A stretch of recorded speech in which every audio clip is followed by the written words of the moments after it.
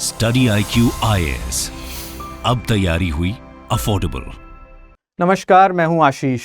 आप देख रहे हैं one of the most important questions जो शायद सबके जहन में रहता है, one who is going to give prelims of 2023-2024 कि हिस्ट्री को कैसे टैकल किया जाए। पर्टिकुलरली हिस्ट्री तो अपने आप में काफ़ी वास्ट सब्जेक्ट है, बट आज के लेक्चर के विषय में हम बात करेंगे only about ancient and medieval India, and that too about prelims, कि एंशिएंट और मिडिवल इंडिया को प्रीलिम्स के लिए कैसे कवर किया जाए, what are its weightage. For example, prelims में एंशिएंट, मिडिवल और आर्ट एंड कल्चर के क्वेश्चंस मिला के around you can gauge that you will feature 10 to 11, 12 questions, and that is a big game for all together. यानी कि it can make or break your name into the list. Now, इतनी important eminence के साथ हम ये afford नहीं कर सकते कि ancient के लिए या medieval के लिए या modern के लिए हम UPSC के बदलते पैटर्न को ना देखें, and that is what is most important. पढ़ते सारे स्टूडेंट्स वही सब चीज़ हैं, but they expect different results, and this is very disheartening, right. बहुत सारे स्टूडेंट्स के मन में, जिन्होंने पहले भी प्रीलिम्स दे रखा होगा, उनके मन में ये सवाल है कि अब changing nature, changing pattern of UPSC में हम एंशिएंट और मिडिवल को कैसे डील करें, and that is what the topic of today's discussion is. So without wasting much time, I want to talk to you about the sources. हम sources के ऊपर बात करेंगे, चेंजिंग नेचर ऑफ क्वेश्चंस के ऊपर बात करेंगे, सिलेबस के ऊपर बात करेंगे, और कुछ एग्जाम्पल्स मैं आपको एमसीक्यू के थ्रू दूंगा। बट आपके सोर्सेज कैसे होने चाहिए? प्लीज डू रिवर्स इंजीनियरिंग, हमेशा रिवर्स इंजीनियरिंग करिए। For example, past year questions को देखें, always see the past year questions of UPSC, और उसके हिसाब से डिसाइड करें कि मेरा सोर्स कौन सा होना चाहिए। ये क्वेश्चन आया तो आया कहाँ से? अगर मान लीजिए एंशिएंट इंडिया में अर्थशास्त्र के ऊपर क्वेश्चन आ रहा है, if a question is coming from अर्थशास्त्र, ऑफ कोर्स आपके ट्रेडिशनल बुक्स अर्थशास्त्र को कवर नहीं करते होंगे, या मान लीजिए आप ट्रेडिशनली सिर्फ मॉडर्न टाइम पीरियड में सिर्फ अशोकन एडिक्ट्स पढ़ रहे हैं और अब एडिक्ट्स के ऊपर क्वेश्चन नहीं आ रहे हैं, या आप उनके कैपिटल्स के बारे में पढ़ रहे हैं, अब उसके ऊपर क्वेश्चन नहीं आ रहे हैं, तो आ कहाँ से रहे हैं? That is how you will get to know through reverse engineering. तो पहले PYQs देखें, past year questions देखें, और उसके बाद अपने sources decide करें. I will also give you my suggestions कि मैंने PYQs देख के क्या decide किया है, that which sources become most important and how to tackle them. Then also justify your cost benefit ratio. यानी कि मान लीजिए अगर 5 questions आपने देखे और आपको पता चला कि ये 5 अलग अलग बुक्स से आए हैं, तो इसका कहने का क्या मतलब है कि आपको 5 बुक्स पढ़ने हैं 5 क्वेश्चन के लिए?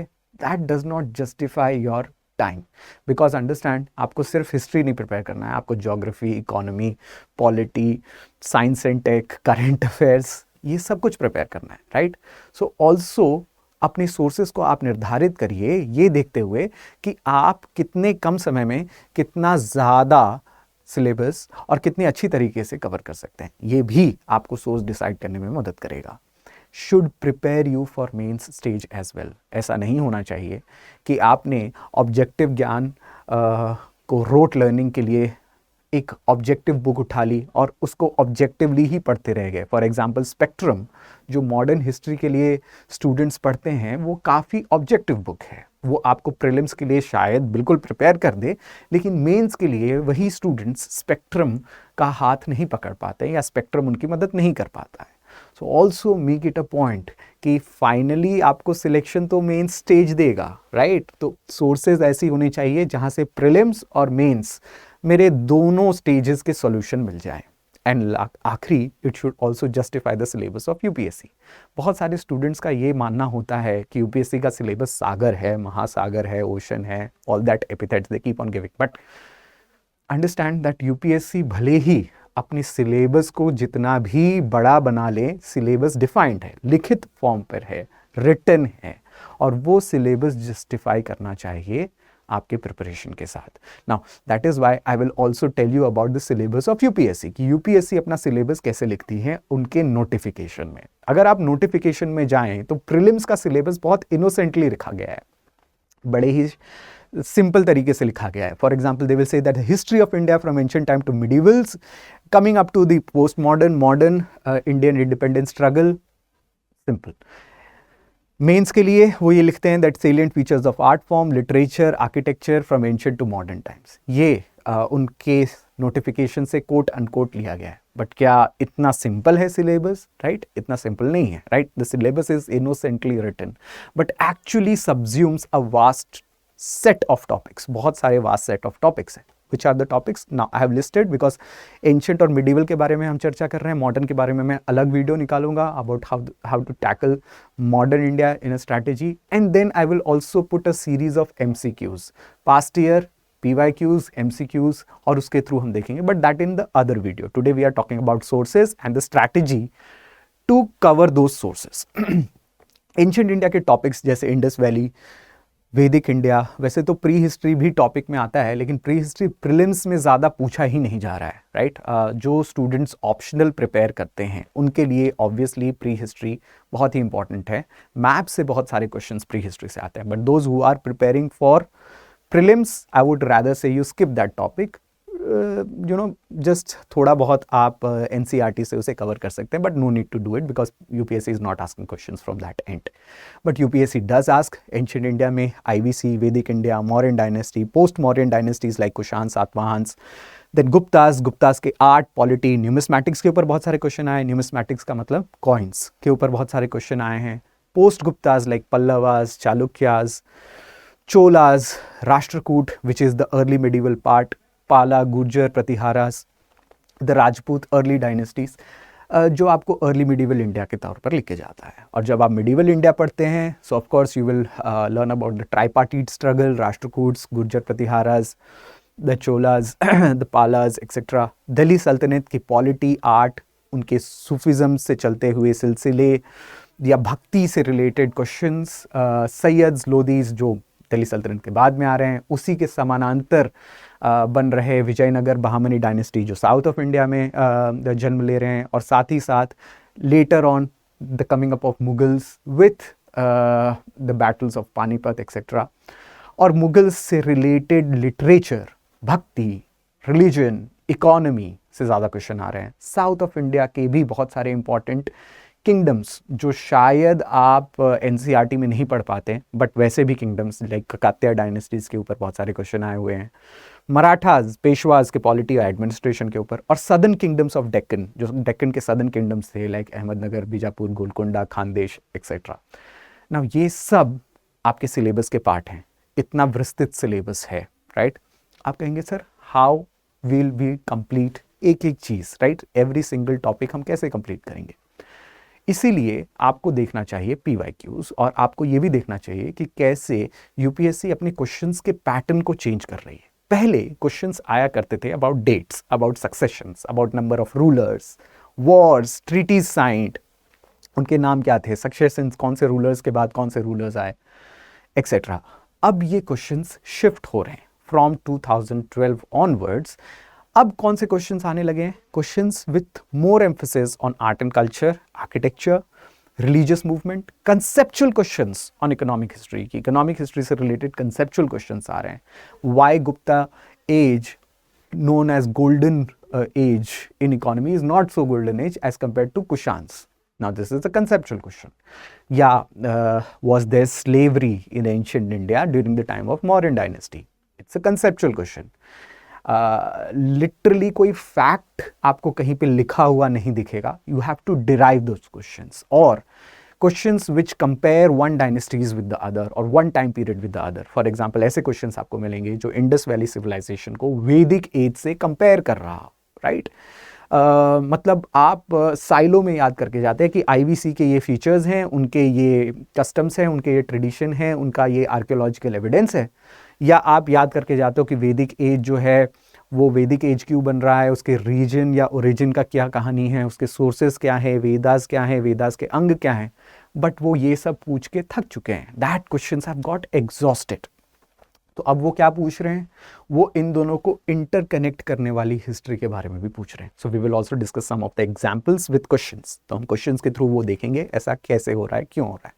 Foreign accounts, recent finding in the field of history, इन सब से क्वेश्चंस आ रहे हैं in the field of history. So how should you study?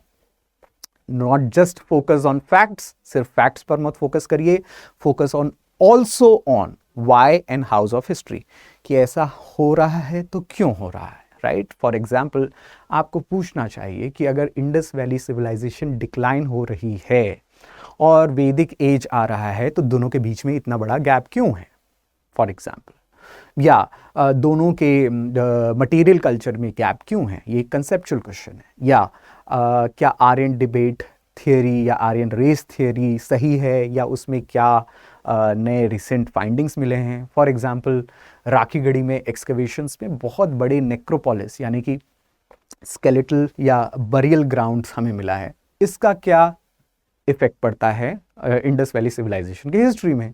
या साउथ ऑफ इंडिया में किलाड़ी में, तमिलनाडु में एक्सकवेशंस पिछले साल हुए जो हमें ये बताते थे कि साउथ ऑफ इंडिया के मेगालिथ कल्चर का भी कुछ ना कुछ कनेक्शंस इंडस वैली सिविलाइजेशन के साथ था. ये क्या बताता है अबाउट एंशिएंट इंडिया या एंशिएंट हिस्ट्री, जो चीज़ किताब में शायद अब नहीं दी गई हो लेकिन आपके करंट अफेयर का भी पार्ट हो. So you should understand history in that terms, not just rote learning. Solve PYQs and it's permutations and combinations. यानी कि अगर आप पास्ट ईयर क्वेश्चन देख रहे हैं और पास्ट ईयर क्वेश्चन में आपने देखा कि क्वेश्चन आ गए हैं पोस्ट गुप्ता टाइम पीरियड से, पोस्ट गुप्ता टाइम पीरियड में लॉ बुक्स के ऊपर अगर मुझे क्वेश्चन पूछा है तो आप इसका परम्यूटेशन कॉम्बिनेशन कैसे करेंगे? आप सिर्फ पोस्ट गुप्ता मत पढ़ के चली जाइएगा, फिर यू ऑल्सो स्टडी गुप्तास. आप देखिए कि गुप्ता टाइम पीरियड में कौन से लॉ बुक्स आ रहे थे, क्या वो लॉ बुक्स मॉडर्न इंडिया में ट्रांसलेट हो रहे हैं कि नहीं हो रहे हैं. अगर लॉ बुक्स संस्कृत पीरियड के मॉडर्न इंडिया में कोई ट्रांसलेट कर रहा है तो कौन कर रहा है, यू नो.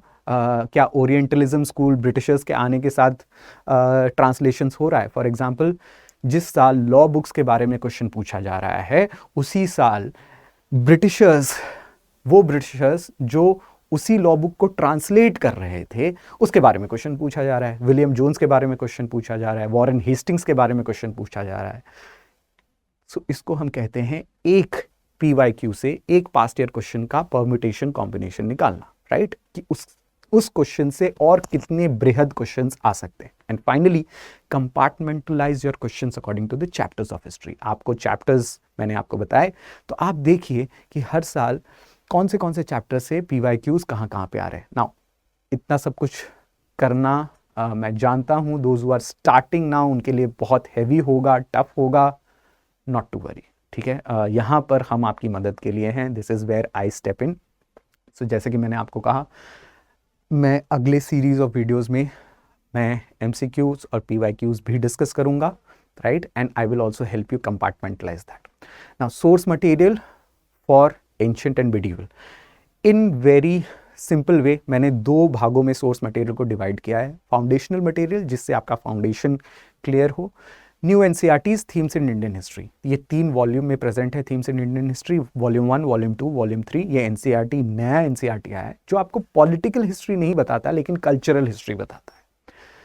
तो ज़्यादातर क्वेश्चंस अब न्यू NCERT से आ रहे हैं. So that is why I have mentioned it as a source material for the foundational course. But कि मान लीजिए कि आपको पॉलिटिकल हिस्ट्री नहीं पता है, तो उसके लिए आप क्या करेंगे? Obviously you will see your class notes. आप अपने क्लास नोट्स देखेंगे, आप हमारे क्लास नोट्स भी देख सकते हैं. अगर आपने अभी एडमिशन नहीं लिया है, you can go on very well, use the code ASHLIVE to take admission. I will tell you later about that. But अगर आप जो है पॉलिटिकल हिस्ट्री पढ़ना चाहते हैं, बिकॉज पॉलिटिकल हिस्ट्री क्लास में बताई जाती है, right? So that becomes the foundation, that is class notes plus new NCERT. Now इसके बाद भी कहानी खत्म नहीं होती है, आपको एडवांस्ड बुक्स भी पढ़ने हैं. बट कोई भी बुक कवर टू कवर नहीं पढ़ना है, इसलिए डरिए मत. मैं अपने स्टूडेंट्स को के मन से वो डर भगाना चाहता हूँ कि अगर मैं यहाँ पे लिख रहा हूँ कि उपिंदर सिंह आपको पढ़ना है, तो मैंने साथ में लिखा है कि कौन से चैप्टर्स के लिए आपको पढ़ना है. ऐसा नहीं कि उपिंदर सिंह आपको कवर टू कवर पढ़ना है. Upinder Singh is a very good material for the chapters on Indus valley civilisation, post Maurya, Gupta, post Gupta and early medieval. Romila Thapar आपको पढ़ना है for Jainism, Buddhism and the modern history, because उस चीज़ के लिए वो अथॉरिटी हैं. AL भाषम आप रिलीजन और फिलॉसफी रिलेटेड क्वेश्चंस के लिए पढ़ेंगे. Satish Chandra definitely for history of medieval India, बहुत ही अच्छी पॉलिटिकल हिस्ट्री सतीश चंद्रा की बताई जाती है. ओल्ड NCERT भी है सतीश चंद्रा, तो मिडिवल में तो ज़्यादा आपको देखना ही नहीं है. इग्नू के नोट्स मेंस के लिए ये देखे गए हैं कि वो सबसे अच्छे, आसान, सरल भाषा के नोट्स हैं। Now this is for GS students. जो जीएस स्टूडेंट्स हैं, जिनको जीएस पेपर 1 लिखना है, राइट, उसमें मिडीवल के भी क्वेश्चंस आते हैं, आर्ट एंड कल्चर्स के ज़्यादा क्वेश्चन आते हैं, मिडीवल इंडिया और एंशिएंट इंडिया से। इग्नू के notes and Upinder Singh cover brilliantly the art and cultural aspects of it. I will also do a series on it, so not to worry about it. But for those who are looking forward to jumpstart their programs, अगर आपको लगता है कि ये plan आप execute कर सकते हैं and you want a hand holding, जैसा कि मैंने आपको कहा कि क्लास नोट्स आपको ज़रूरत पड़ेंगे in order to have what you call as political history, या एक बैकबोन भी चाहिए आपको. That is provided through what we call as our SIP. Now, SIP is success in prelims for those who are looking forward for 2023. इस मई में अब शायद समझिए ज़्यादा वक्त नहीं रह गया है. We are talking in January. You want a jump start. You will not get a course like this anywhere else. Within 90 days हमारी ये कोशिश रहती है कि हम सिलेबस कंप्लीट करवाएं, नोट्स आपको ऑलरेडी सामने से दे दें ताकि आपको नोट्स बनाने का झंझट ना रहे, और साथ ही साथ हर क्लास के बाद टेस्ट भी हो. That means it prepares you then and there for that particular topic. Time waste भी ना हो कि मैंने आज क्लास की तो मैं 15 दिन बाद उसका टेस्ट दे रहा हूँ. That is also not there. So अगर आपको नोट्स बनाने की टेंशन नहीं है, क्लास जो है आपके घर बैठे हो रही है, you don't have to waste time travelling of course, और उसके बाद टेस्ट भी आप दे रहे हैं, because class notes, current affairs plus आपके जो सिलेबस हैं जो हम बता रहे हैं, वो तीनों का मिश्रण अगर आपको क्लास के फॉर्म में मिल रहा है, you will not find it anywhere else. If you are aiming for 2023, you should not look anywhere else. Use the code ASHLIVE, enrol it now. But for those, उन लोगों के लिए जो ये सोच रहे हैं कि सर 2024 में हमें देना है, what about that? For you, we have different course called as the foundation course. Now, foundation course वैसे तो पहले we were rolling it at around 17,499, but for Republic Day हम अपना गणतंत्र दिवस मना रहे हैं 74वां, और उसके उपलक्ष्य में we of course students के तरफ से भी ये काफ़ी डिमांड रहती है that they should look forward to enroll the batches. The batch is starting on 31st of January. But you can enroll it now before 26th, because this offer is valid till 26th of Jan, and use the code ASHLIVE of course, and avail extra 1500 off. Foundation courses और ज़्यादा बृहद हैं, और ज़्यादा expandable है, comprehensive है, exhaustive है. यानी कि 90 दिन में नहीं, हम आपको पूरे साल भर की तैयारी करवा रहे हैं, because you are preparing for 2024 prelims. And not to worry about the notes, because notes आपको मिलेंगे, करंट अफेयर के नोट्स आपको मिलेंगे. ये बताया जाएगा कि आंसर राइटिंग कैसे करनी है, बिकॉज ये प्रीलिम्स और मेंस दोनों के लिए आपको प्रिपेयर करती है. सो you can understand कि SIP सिर्फ prelims के लिए है, but even for prelims and mains we have separate course. So all solution for everybody. So use the code ASHLIVE, enroll it. I will come back to our strategy. Now, how will you read so many books? इतने सारे मैंने किताब आपको बता दिए, तो आपको ये लग रहा है कि सर इतनी सारी किताबें पढ़ेंगे कैसे? That is where I step in. That is where हमारा काम चलता है, राइट? दैट इज वेयर हम आपकी मदद के लिए आगे आते हैं. You don't have to read a single book cover to cover. Cover to cover book वही रीड करनी चाहिए जो आपके फाउंडेशनल कोर्सेज के हों, या आपको फाउंडेशन में प्रिपेयर कर रही हो, राइट? क्लास नोट्स आपके फाउंडेशन है, that is you have to read cover to cover. लेकिन जैसे कि मैंने आपको बताया कि उपिंदर सिंह आपको पर्टिकुलर चैप्टर्स के लिए पढ़ना है, सतीश चंद्र आपको पर्टिकुलर चैप्टर्स के लिए पढ़ना है.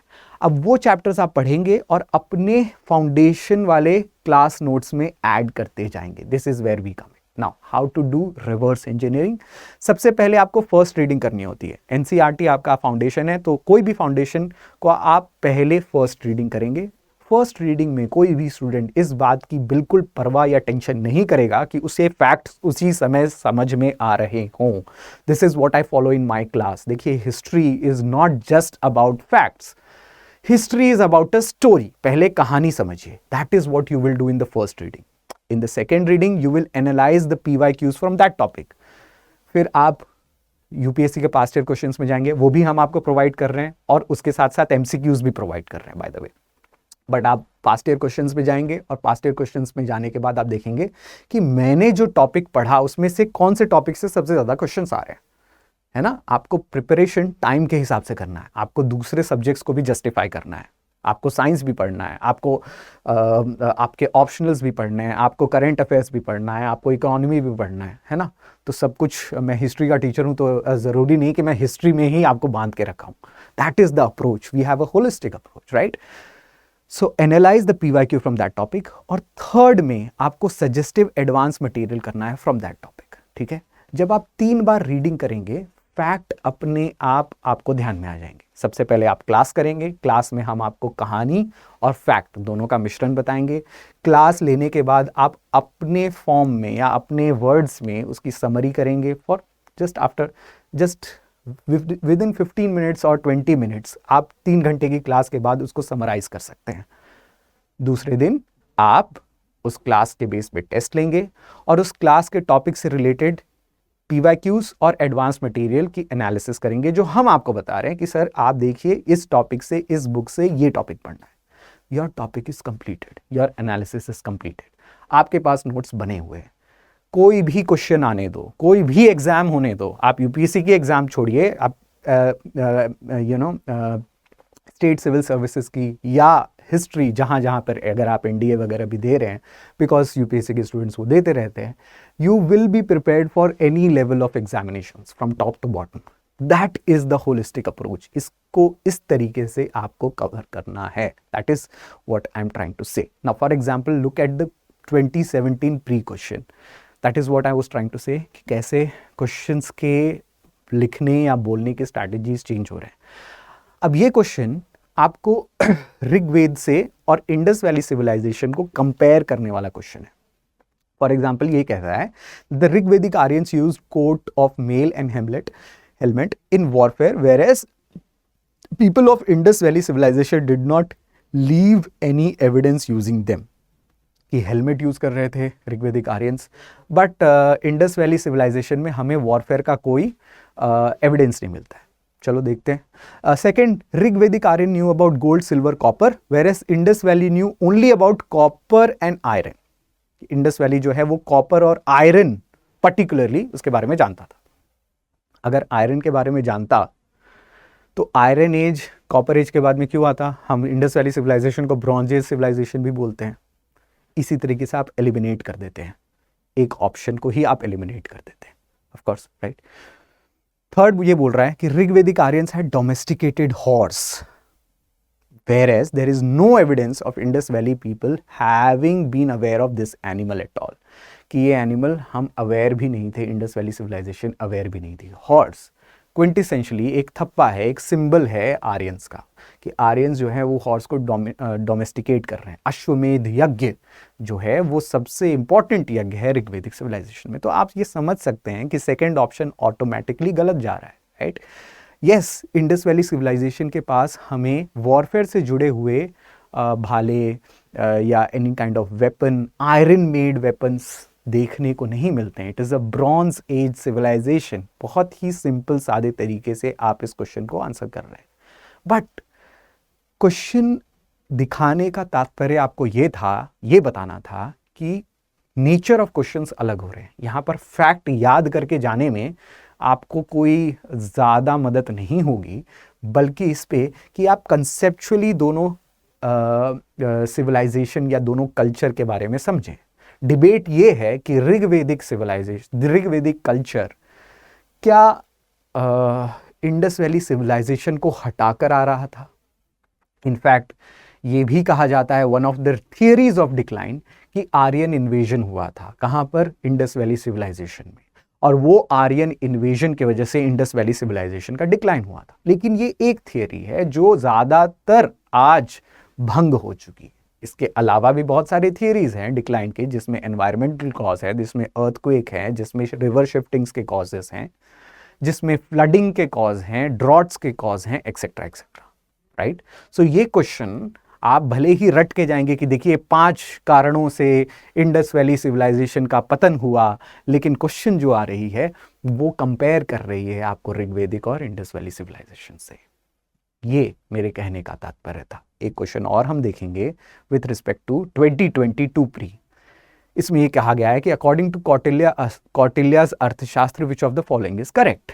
1. A person could be a slave as a result of judicial punishment. 2nd, if a female slave bore her master a son, she was legally free. 3rd, if a son born to a female slave was fathered by her master, the son was entitled to the legal status of master's son. अब 3 चीज़ें दी गई हैं, तीनों में answer तो चलिए मैं जब क्वेश्चन आया था तो काफ़ी लोग विचलित हुए थे कि अरे हमें अर्थशास्त्र भी पढ़ना है क्या? कौटिल्य का अर्थशास्त्र itself is a big book, और कोई भी किताब ना एनसीईआरटी ना आर.एस. शर्मा जो है आपको इस क्वेश्चन के लिए तैयार करती थी। बट एक्चुअली क्वेश्चन अर्थशास्त्र से नहीं है, क्वेश्चन है सोर्सेस से। एंशिएंट इंडिया का फर्स्ट टॉपिक है सोर्सेस। उपिंदर सिंह ने सबसे अच्छे तरीके से सोर्स को बताया है, और सोर्स को बताने के साथ साथ वो ये बताती हैं कि अर्थशास्त्र क्यों एक इंपॉर्टेंट सोर्स नहीं बैठता या एक रिलायबल सोर्स नहीं बैठता है मॉडर्न हिस्ट्री को रिकंस्ट्रक्ट करने में। क्यों? क्योंकि अर्थशास्त्र डिस्क्रिप्टिव टेक्स्ट नहीं है, वो एक प्रिस्क्रिप्टिव टेक्स्ट है। यानी कि अर्थशास्त्र ये नहीं बताता है कि क्या हुआ, अर्थशास्त्र ये बताता है कि क्या होना चाहिए। That is the difference. अर्थशास्त्र ये बताता है कि सप्तांग राज्य थ्योरी होनी चाहिए, लेकिन क्या अशोका की राज्य सप्तांग राज्य थ्योरी के हिसाब से चलती थी? That is the difference, right? So debate sources के ऊपर था और यूपीएससी ने वहां से क्वेश्चन उठाया। Of course slavery ancient India में एग्जिस्ट करती है, वेदास में भी दासाज और दस्यूज के बारे में हम पढ़ते हैं, वो स्लेवरी के बारे में डिस्कस करती है। बट यहाँ पे क्वेश्चन है कि स्लेव के राइट्स क्या हैं, राइट? तो ये क्वेश्चन पर्टिकुलरली स्लेव के राइट के ऊपर था और सोर्सेस के ऊपर था from the modern period. Now I will leave it open to you. ये क्वेश्चन मैं आपको खुला छोड़ रहा हूँ। I will require you to comment the answers on the comments below, and of course I will also give the answers in the comment, but I'm waiting for you to go to that topic. So आप उस topics पे जाएंगे, उस topic के बारे में थोड़ा search करिए, and of course write your answers that what do you think is the right one. Now I will do a special series on MCQs on past year questions topic wise. हम topic wise भी करेंगे, we are also planning. देखिए, मैं इस video का मकसद ये रहता है कि आपको कम से कम एक ब्लूप्रिंट प्रोवाइड करके देना कि how you should embark upon your journey as far as history is concerned for UPSC prelims. इसके अलावा मैं लगातार हर टॉपिक के ऊपर वीडियोस निकालता रहूँगा, आपकी मदद करता रहूँगा। एनालिसिस, पढ़ना कैसे है, कैसे पढ़ना है। एक भी बुक खरीदने की ज़रूरत नहीं है। बाय द वे, मैंने आपको 5 बुक्स के नाम बताए, तो ज़रूरी नहीं कि 5 के 5 बुक्स आप सिर्फ एक सब्जेक्ट के ऊपर खरीदें। आपको फाउंडेशनल बुक्स आपके पास होनी चाहिए। And of course those who are enrolled with us, they already have those foundational books. Those who are not enrolled with us, उनको मैंने बताया है कि आपको बुक्स कौन सी लेनी है, कहाँ से लेनी है। You are also looking forward, you can definitely enrol with us. No time is lost, no time is high.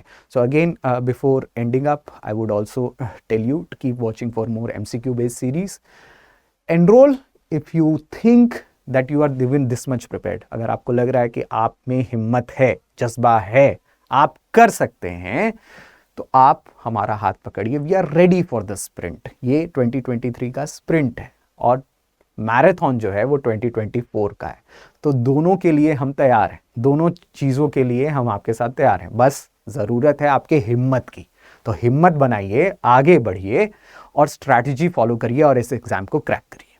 Thank you. My name is Ashish. Study IQ IAS, अब तैयारी हुई अफोर्डेबल.